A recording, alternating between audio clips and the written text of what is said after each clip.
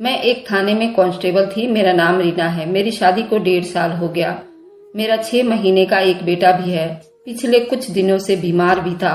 मैं उसे उसकी नानी के पास छोड़कर आती थी, मगर उसकी तबीयत संभलने में नहीं आ रही थी। मेरी माँ कहने लगी, अपने बेटे को डॉक्टर के पास लेकर चलो, ना हो कि तुम्हारी नौकरी के चक्कर में बच्चा ज्यादा बीमार हो जाए और तुम्हारा बड़ा नुकसान हो जाए। मैं अपनी मम्मी की बात सुनकर घबरा गई थी, इसलिए थाने से छुट्टी ले ली। मगर मेरे बेटे की तबीयत ज्यादा बिगड़ गई थी। जब ही तो वह ठीक नहीं हो रहा था, 3 दिन में उसकी हाजिर गुजारी में लगी रही थी, भगवान से प्रार्थना कर रही थी और उसके लिए क्या कुछ नहीं किया था। मैंने आखिरकार भगवान ने मेरी सुन ही ली थी। मेरा बच्चा ठीक हो गया था। मैं वापस ड्यूटी पर आ गई थी। मुझे जेल में एक नया चेहरा नजर आया था। मैंने अपनी साथी लेडी कांस्टेबल से पूछा कि उस लड़की का क्या जुर्म है। मेरी साथी बरखा ने जो बताई उसे सुनकर तो मैं दंग रह गई थी। वह कहने लगी, वे लड़की अपने 3 महीने के बच्चे को मारकर आ गई है। ये शब्द मेरे लिए बर्दाश्त करना मुश्किल था। मेरे सामने उसी टाइम एक ऐसी लड़की थी जो इंसान कहलाने लायक भी नहीं थी। उसकी उम्र लगभग कोई 21-22 साल हो, चेहरे पर मासूमियत फैली हुई थी। मैं बोली, तुमने अपने बच्चे को क्यों मारा? उसने मेरी बात पर अनसुनी कर दी थी और उदास निगाहों से अपने यहाँ वहाँ देख रही थी। मैंने बरखा से पूछा, इसका जुर्म साबित हुआ कि नहीं? बरखा ने हाँ में सिर हिलाया था और कहने लगी, उसे पूरे मोहल्ले ने रंगे हाथों पकड़ा है। मेरा दिल बदल गया था। तब मैंने खुद से वादा किया था, मैं इस औरत को सजा दिलवाकर ही रहूंगी। मुझे अपने बेटे से बहुत मोहब्बत थी। जब मैंने दूसरे बच्चे की ऐसी दर्दनाक मौत के बारे में सुना तो मेरा दिल चीरता हुआ महसूस हुआ। बार बार मुझे अपने बच्चे की शक्ल मेरे आंखों के सामने आ जाती थी। खैर, मैंने महसूस किया था कि जेल में बाकी कैदी औरतों का भी शबनम के साथ अच्छा रवैया नहीं था। सब औरतें उसे बुरा भला कहती थीं, सब पर उंगली उठाती थीं। वह चुपचाप रहती थी कि मुझे लगा कि वह ज्यादा दिन तक ये सब बर्दाश्त नहीं कर पाएगी और एक ना एक दिन फट पड़ेगी। मगर 2 हफ्ते बीत जाने के बाद भी उसके मुंह से किसी ने कोई बात तक नहीं सुनी थी। वे खाना भी नहीं खाती थी, बस खाली खाली दीवारों को तकती रहती थी। एक दिन शबनम से उसका पति मिलने आ गया था। शबनम ने अपने बच्चे को बड़ी बेरहमी से उसका मर्डर किया था। इस वजह से ये ख्याल किया जा रहा था कि हो सकता है शबनम का पति उससे बदला लेने की कोशिश करेगा। जब ही उन दोनों की मुलाकात के बीच मुझे उन पर नजर रखने के लिए खड़ा कर दिया गया था। मैंने शबनम के पति को देखा तो हैरान रह गई थी। वह एक हैंडसम नौजवान लड़का था। शक्ल से बड़ा ही पढ़ा लिखा और सुलझा हुआ लग रहा था। वह कहने लगा, शबनम, तुमने हमारे बच्चे के साथ कितना जुल्म कर दिया ना। तुम्हें ऐसा नहीं करना चाहिए था। मैं मानता हूँ तुम्हें मुझसे नफरत थी, मगर तुमने उस बच्चे की जान क्यों ली? मेरे कानों में उसकी किलकारियां गूंजती रहती है। मैं तड़पता रहता हूँ। एक पल के लिए भी मेरी आंखों के सामने से मेरे बेटे की शक्ल नहीं हटती। मुझे बहुत याद आते हैं। शबनम, तुमने ये सब क्या कर दिया? तुम अगर उसे नहीं पालना चाहती तो उससे जान छुड़वाना चाहती थी तो तुम मेरे हवाले करके चली जाती। मैं उफ तक ना करता, मगर तुमने मेरे बच्चे की जान क्यों ले ली? शबनम का पति फूट फूट कर रो रहा था, जबकि शबनम बिल्कुल बुत बनी बैठी हुई थी। ये मंजर देखकर मेरा दिल कटने लगा था। फिर उसका पति बोला, मैं जानता हूँ तुम मोहल्ले के अतुल को पसंद करती हो। उसी की वजह से तुमने अपने बच्चे को मारा था कि मैं फिर तुम्हें डिवोर्स दे दूं और तुम उससे शादी कर लो। मगर तुम्हें ये पता कहाँ था कि वह तुम्हें फिर भी मिल नहीं पाएगा। तुम जेल की सलाखों के पीछे चली जाओगी। अब मुझे बताओ, मैं क्या करूं? मैं कहाँ जाऊं? तुमने तो अपने इश्क के आग में मेरा हंसता खेलता घर उजाड़ कर रख दिया। तुमने मेरा बच्चा मार दिया और तुम अब जेल में बैठी हो और मुझसे तो मेरा बच्चा और पत्नी दोनों ही छिन गए हैं ना। तो मैं अकेला रह गया हूँ। मेरा दिल बहुत उदास रहता है। शबनम इतनी सारी बात सुनने के बाद भी बिल्कुल चुप थी और कुछ नहीं बोलती थी, जबकि उसका पति ऐसे ही उदासी बातें करता रहा और फिर 1 घंटे के बाद उठकर चला गया। तब मुझे ये सारी कहानी समझ आई थी। एक माँ की आंखों में मोहल्ले के लड़के के इश्क की पट्टी बंध गई थी, जिसकी वजह से वह अपने बच्चे की जान ले लिया था। उसे अपने बच्चे पर जरा भी तरस नहीं आया था। मुझे शबनम से अब ज्यादा नफरत होने लगी थी। मैंने सोचा कि जेल में जो कैदी औरतें उसके साथ सलूक करती हैं वह बिल्कुल अच्छा करती हैं और शबनम के साथ अच्छा करती हैं। इसी सब के लायक है, जबकि जेल में इन सब की इजाजत नहीं होती। हमारी ड्यूटी यही होती है, अगर जेल में किसी तरह की बदतमीजी किसी के साथ हो रही हो तो उसे रोका जाए, कैदियों को आपस में लड़ने ना दिया जाए। लेकिन अब मैं शबनम के मामले में बिल्कुल चुप हो गई थी। 2-3 दफा मेरे ही सामने शबनम के साथ कैदी औरतें लड़ने लगी थी, मगर मैंने उन्हें रोकने की कोशिश नहीं की थी। 1-2 औरतों ने तो शबनम की दुर्गति भी बना दी थी, मगर मैं देखती रह गई थी और खड़ी रहती थी। ये सब देखकर मुझे सुकून मिलता था। खैर काफी दिन बीत गए थे, शबनम भी थक चुकी थी, चुप रहती थी। एक दिन शबनम की मुलाकात करने के लिए एक बड़ी उम्र की औरत आई थी। मैं बहुत हैरान हुई कि अब उससे मिलने कौन आया। उसके बाद कोई भी उससे मिलने नहीं आया था, तो मुझे पता चला कि आज शबनम की माँ उससे मिलने के लिए आई है। मैं ये सोचने लगी, आज से पहले उसकी माँ कहाँ थी, वह अपनी बेटी से मिलने क्यों नहीं आई। खैर शबनम की माँ अपनी बेटी से मुलाकात करके वापस जाने लगी तो मुझे देखकर रुक गई और कहने लगी, मेरी बेटी का ख्याल किया करो, बहुत मासूम है, उसके साथ बहुत बड़ी ज्यादती हुई है। अब जेल में और औरतें भी उसे मारती पीटती हैं। इस बेचारी की तो कोई जिंदगी ही नहीं रही। तुम मेरी बेटी की हिफाजत करना, मैं भगवान से तुम्हारे लिए प्रार्थना करूंगी। मैं माथे पर बल डालकर बोली, अगर तेरी बच्ची इतनी ही मासूम होती तो अपने बेटे को ना मारती। अपने आशिक के पीछे ये बात सुनकर शबनम की मम्मी के आंखों में आंसू आ गए थे। वह कहने लगी, इतना बड़ा इल्जाम मेरी बेटी पर, उसका तो कोई आशिक भी नहीं है। उसके पति ने ही अपने बेटे को मारा है। मैंने नाम में सिर हिलाया था और बोली, इतनी पहचान तो मुझे इंसान की है कि उसने अपने बेटे को मारा है, यही औरत मुजरिम है।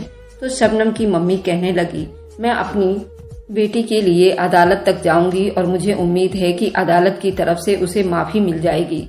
फिर मुझे बताओ कि तुम क्या करोगी। मेरी बेकसूर बच्ची जब तक यहाँ है तुम उसकी हिफाजत करोगी। मैं तुम्हारे लिए झोलियां भर भर के खुदा से दुआएं मांगूंगी।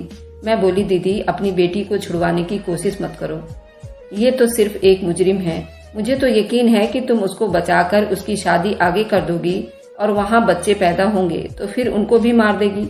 सारा गुनाह तुम्हारे सर पर चढ़ेगा। मुझे बताओ। शबनम की मम्मी ने बड़े सुकून की नजरों से देखा था और बोली, तुम भगवान नहीं हो, तुम एक लेडी कांस्टेबल हो, जो तुम्हारी ड्यूटी है उसे ही अच्छे से निभाओ। तुम्हारा कोई जाति मामला तो नहीं, क्यों किसी के साथ बुरा बर्ताव कर रही हो। इतना कहकर वह चली गई थी, जबकि मुझे गहरी सोच में डालकर चली गई थी।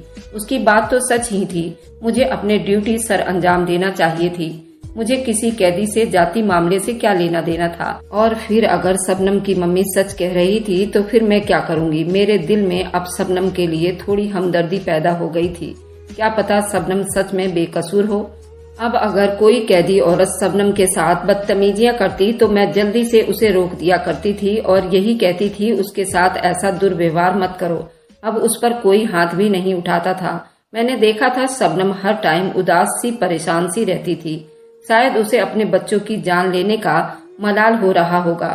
फिर थोड़े दिन बीते तो एक लड़का शबनम से मिलने आया था। मैंने पूछा कि तुम्हारा नाम क्या है, तो वो कहने लगा अतुल है। मैं ये बात सुनकर तो मेरे कान ही खड़े हो गए थे।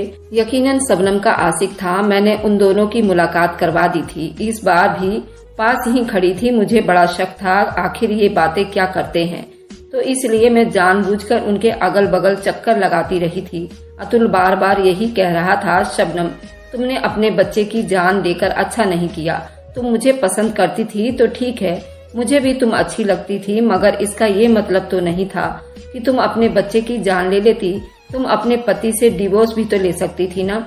अब अगर तुम जेल से छूट भी गई तो मैं तुम्हें अपनाऊंगा नहीं। इतना कहकर अतुल चला गया था और शबनम बुत बनी बस दीवारों की तरफ देखती रह गई थी। तब मैं आगे बढ़ी और बोली, देख लिया, ये दुनिया के रिश्ते ऐसे ही होते हैं, कोई किसी का नहीं होता। तुमने बिना वजह ही अपने बच्चे की जान ले ली है तो बस मुझे देख कर रह गई।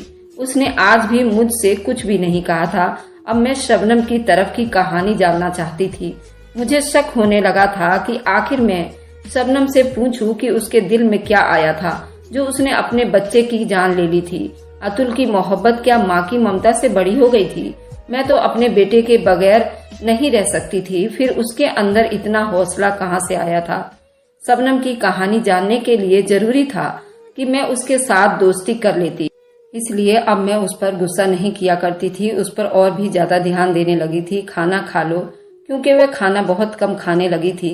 वह हड्डियों की ढांचा बन चुकी थी। दिन भर में 4-5 निवाला से ज्यादा नहीं खा रही थी। मैं उसे यही कहती, अगर तुम बेकसूर हो भी तो तुम इस तरह जेल की सलाखों के पीछे ही रहोगी अगर तुम दुनिया वालों को नहीं बताओगी कि तुम बेकसूर थी। शबनम ये सुनती रहती थी। एक दिन वह फट पड़ी थी। वह कहने लगी, मैं जिंदा ही नहीं रहना चाहती हूँ, मुझ पर लानत हो, ऐसी जिंदगी पर मैं मर जाना चाहती हूँ, मुझे ये दुनिया अच्छी नहीं लगती। तो अब मुझे महसूस हुआ था कि शबनम के चुप रहने के पीछे यही वजह थी, पर डिप्रेशन का शिकार हो चुकी थी। बात यह है कि इंसान अपने टाइम के मोहब्बत के जाल में फंसकर अगर अपने बच्चे को नुकसान पहुंचा दे तो वह बाद में ये सब सोच सोच कर ही दीवाना हो जाए। उसने अपने बच्चे की जान ली थी, मगर अब वह उसे याद करती थी। शायद उसे अपने बच्चे की मर्डर करने का सदमा हो गया था। वह मर जाना चाहती थी, वह जिंदा नहीं रहना चाहती थी। उसकी मम्मी ने कहा था कि मैं अदालत में तुम्हारा केस लेकर जाऊंगी, मगर शबनम ने अपनी मम्मी को अपने सर की कसम दे दी थी और कहा था कि आप मुझे सजा काट लेने दें, मैं बहुत बुरी हूँ, मैं मर जाना चाहती हूँ। मगर फिर भी उसकी मम्मी ने अपनी बेटी के लिए अदालत में फाइल लगा दिया था। अब अदालत में उसकी सुनवाई होनी थी। पहले सुनवाई पर उसके साथ नहीं गई थी क्योंकि दूसरी लेडी कांस्टेबल चली गई थी। जब शबनम वापस आई तो मैंने उससे पूछा कि तुमने जज से क्या कहा? तो शबनम मेरी आंखों में आंखें डालकर बोली, मैंने अदालत के सामने अपना जुर्म कबूल कर लिया है और उसने कहा कि मेरी सजा फांसी से कम नहीं होनी चाहिए। उसकी बात सुनकर मैं एकदम से चौंक गई थी। मैं बोली, उसके पीछे क्या वजह है? तो कहने लगी, जब मेरा बच्चा पुनीत ही जिंदा नहीं है तो मुझे जीकर क्या करना है? तो मैं बोली, तुमने पुनीत को कत्ल क्यों किया? तुम उसको ना मारती। शबनम कहने लगी, हाँ, मुझे पुनीत को कत्ल नहीं करना चाहिए था, मुझसे बहुत बड़ी गलती हो गई है। वह ऐसे ही बातें कर रही थी। अब शबनम खुलकर अपने दुख सुख का इजहार करने लगी थी। मुझसे बातें भी कर लिया करती थी। मुझे एक दिन कहने लगी, मेरा पुनीत अब बड़ा हो गया था, मुझे पहचानने लगा था, अब मेरी तरफ देखकर हंसने भी लगा था और मुझे हाथों से इशारा करके अपने पास बुलाता था। जब मैं काम काज करके वापस आती तो वो मेरी तरफ देखकर मचल जाता था और कहता था, मुझे उठा लो। पर मेरी मजबूरी थी, मैं उसे उठा नहीं पाती थी। मैं उसकी बात सुनकर चौंक गई थी। मैं बोली, तुम्हारी क्या मजबूरी थी कि तुमने अपने बच्चे को ही उठा ना पाई थी? तब मैंने शबनम का चेहरा दर्द में देखा था।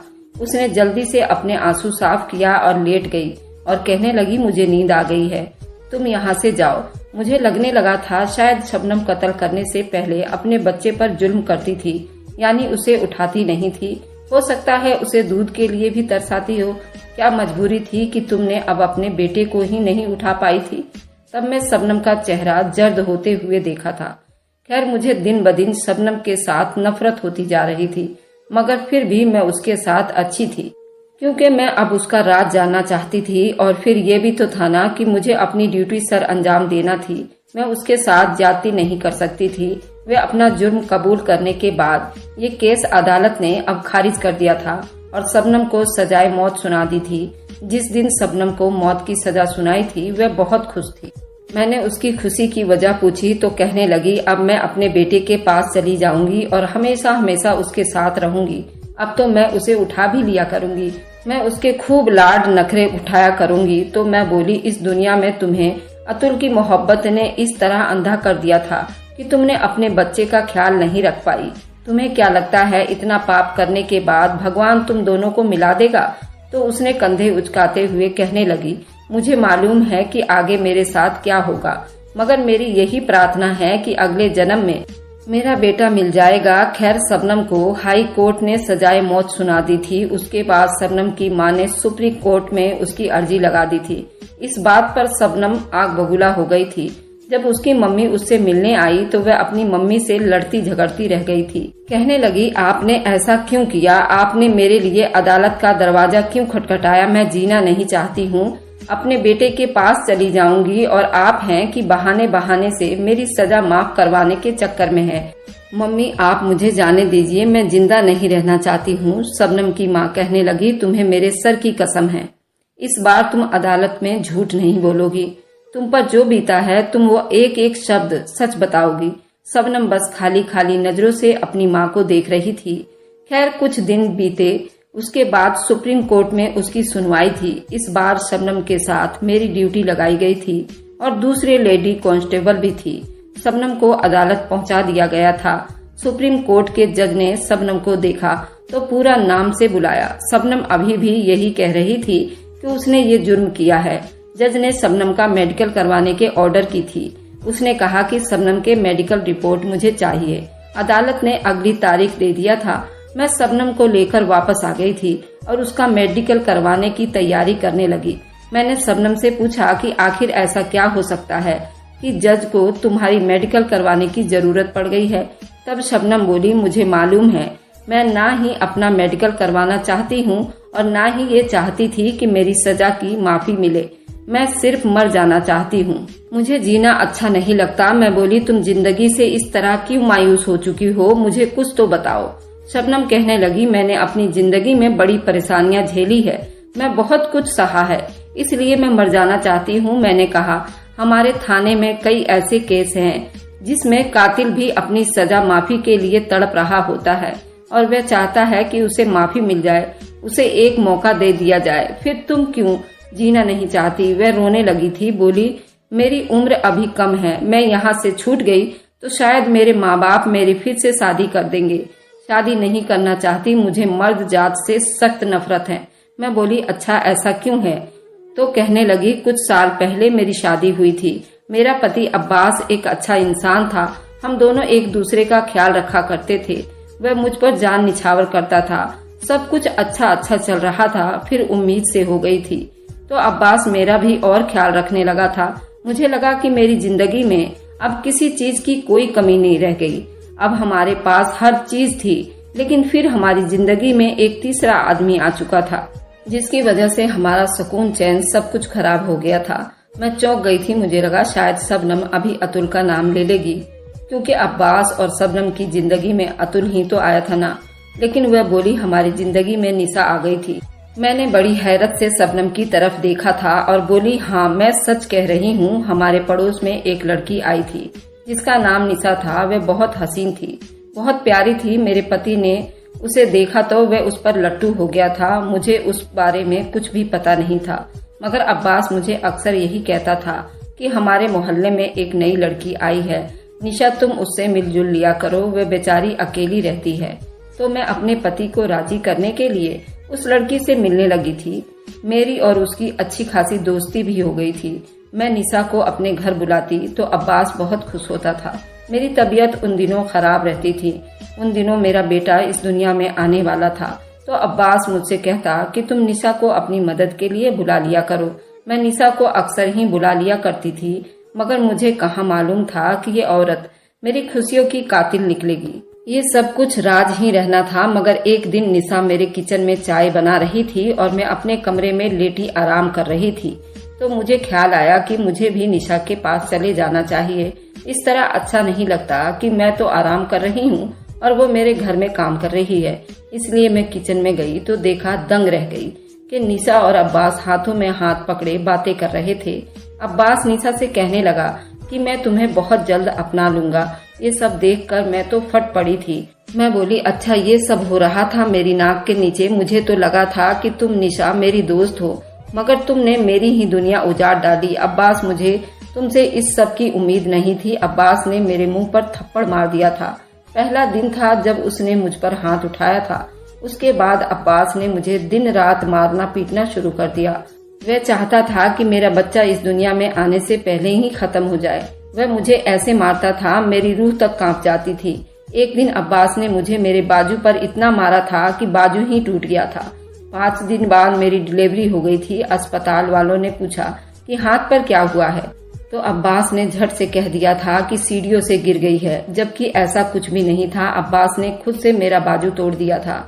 मैं अपने बेटे को पकड़ना चाहती थी, उसे गोद में उठाना चाहती थी, मगर मुझे अपने बेटे को उठाने के लिए भी दूसरे इंसान के सहारे की जरूरत पड़ती थी, क्योंकि मेरा हाथ तो किसी काम का नहीं था। अब कुछ साल उसको ठीक होने में लगता। मैं अपने बेटे को उठाती, उसे प्यार करती, मेरा दिल खुश हो जाता, मगर बाजू की वजह से मुझे ये खुशी भी छिन गई थी। अब्बास सुबह शाम मुझे यही कहता था कि तुम मुझे दूसरी शादी के लिए इजाजत दे दो, मगर मैं उसे इजाजत नहीं दी थी, क्योंकि मुझे पता था कि अगर मेरे पति ने दूसरी शादी कर ली तो मेरा और बुरा हाल कर देगा। वह तो अभी मेरा दुश्मन बना हुआ है। अगर दूसरी पत्नी ले आया तो मेरे साथ और क्या सलूक करेगा। बस यही सोचकर सब कुछ बर्दाश्त करती रही। मैं तो अपने माँ से भी अपने पति की शिकायत नहीं की थी। अब्बास बहाने बहाने से मुझे मारता रहता था। कभी कहता था कि खाने में नमक ज्यादा हो गया है, लेकिन कभी ऐसा कुछ भी नहीं होता था। मुझे अपने बच्चे से मोहब्बत बहुत थी। मुझे यही लगता था कि वह मेरी खुशियों का सहारा है, वह मेरी जिंदगी है। अब्बास आजकल बड़े गुस्से में रहने लगा था। वह हर टाइम मुझे मारने को दौड़ता था। एक दिन अब्बास मेरे पास आया और कहने लगा, शबनम तुम मेरे दिल से उतर गई हो। मैं तुम्हें अपनी नजरों के सामने बिल्कुल नहीं देखना चाहता, मगर तुम्हें बस अपने बच्चे की वजह से बर्दाश्त करता हूँ, क्योंकि वह तुम्हारे साथ बहुत अटैच है। मेरे दिल में ख्याल आया कि क्या पता अब्बास मेरे बच्चे को मुझसे छीन ले और मुझे घर से निकाल दे। ये सोचकर मेरी रूह कांप गई थी। मैं अपने बेटे को किसी सूरत भी खोना नहीं चाहती थी। जब से मुझे मेरे पति ने धमकी दी थी, मैं सारा दिन अपने बेटे को चूमती रहती थी। ये सोच सोच कर रोती रहती थी, अगर अब्बास ने मुझे मेरे बच्चे को छीन लिया तो मैं क्या करूंगी। उसके बगैर तो मैं सांस भी नहीं ले सकती, मैं मर जाऊंगी। खैर थोड़े दिन बाद अब्बास मेरे पास आया और कहने लगा, मैं आज निशा से शादी करने जा रहा हूँ। तब मैं फट पड़ी और बोली, मैं इस सब की इजाजत नहीं दूंगी। मेरा नहीं तो बच्चे का ही ख्याल कर लो। अब्बास ने मुझे मारना शुरू कर दिया था। फिर अब्बास मेरे बच्चे के झूले की तरफ बढ़ा और उठाकर कहने लगा, देखो अब मैं क्या करता हूँ। उसने बहुत जोर से मेरे बेटे को बेड से नीचे फेंक दिया था। बेड से उछलकर जमीन पर गिर पड़ा।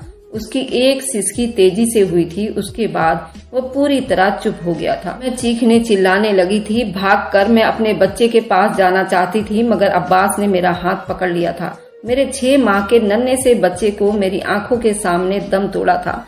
मैं एक तरफ खड़ी थी, मेरे बच्चे ने उस तरफ अपनी आंखें मोड़ दी थी।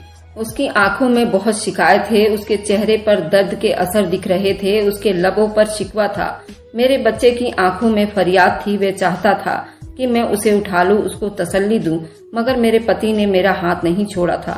मैं चिल्लाती रही, रोती रही, मुझे जाने दो। मैं अपने बेटे को पकड़ना चाहती थी। मेरे बेटे के लब सूखते जा रहे थे। अब्बास ने शोर मचाना शुरू कर दिया था कि लोग इधर आ जाओ, देखो मेरी पत्नी ने क्या कर दिया है। मेरी पत्नी ने इकलौते बेटे को मार दिया। मोहल्ले वाले लोग इकट्ठे हो चुके थे। एक तरफ मेरे बेटे की लाश पड़ी थी और दूसरी तरफ मेरे पति ने मुझ पर इल्जाम लगा दिया था कि मैं अपने बेटे को कत्ल करने के बाद अपने पति की भी जान लेना चाहती हूँ, क्योंकि मैं मोहल्ले के लड़के अतुल के साथ इश्क लड़ाया करती हूँ। जबकि हकीकत ये थी कि मैं भी नहीं जानती थी कि अतुल कौन है। और फिर मेरे पति ने जेल में आकर भी ड्रामा किया, अतुल को भी भेज दिया था। ये बात कन्फर्म हो जाए कि मेरा उसके साथ गलत संबंध है। ये पता नहीं क्या बातें कर रहा था। खैर जब लोग ये मंजर देखा तो पुलिस को फौरन बुला दिया गया। पुलिस मुझे पकड़कर ले गई थी। मैं अभी तक सदमे से 2-4 हूँ। मुझे रातों को नींद नहीं आती। ये कैसे मुमकिन है कि मेरा छोटा सा बच्चा मेरी आंखों के सामने मर गया और मैं उसके लिए कुछ न कर सकी, उसे गोद में भी न उठा सकी। उसकी आंखों में इजहार रही कि मैं उसे अपने गले से लगा लूं ताकि उसका दर्द कम हो जाए। मुझे जीना अच्छा नहीं लगता। मैं चाहती हूँ कि मेरे बेटे के पहलू में जाकर सो जाऊं। मुझे अपना बेटा बहुत याद आता है।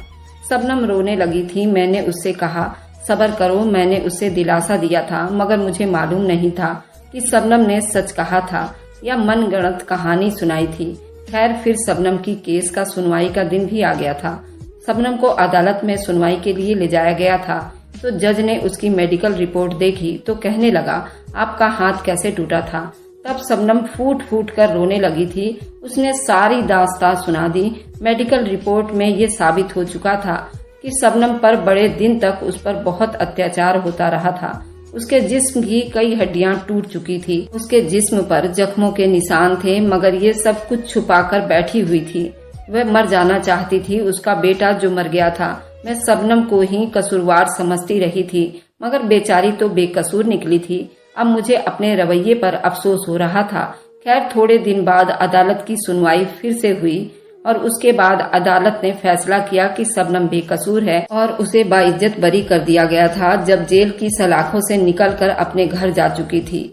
जबकि अब्बास को पुलिस ने पकड़ लिया और उसे सजाए मौत सुना दी गई। शबनम अब भी अपने बेटे को याद करके बहुत रोती थी। मुझे मालूम है उसके साथ बहुत जुल्म हुआ था। मैं तो उसके लिए प्रार्थना करती रहती हूँ भगवान से। दोस्तों ये थी आज की कहानी। पसंद आए तो लाइक एंड शेयर कीजिएगा। हमारे चैनल को सब्सक्राइब करना ना भूलें ताकि हर आने वाली वीडियो का नोटिफिकेशन आप तक पहुंचता रहे। Thanks for watching, like and subscribe. मिलते हैं हम अपनी अगली कहानी में। सदा मुझ पर अपना स्नेह और प्यार बनाए रखें। सभी को मेरा प्यार भरा नमस्कार।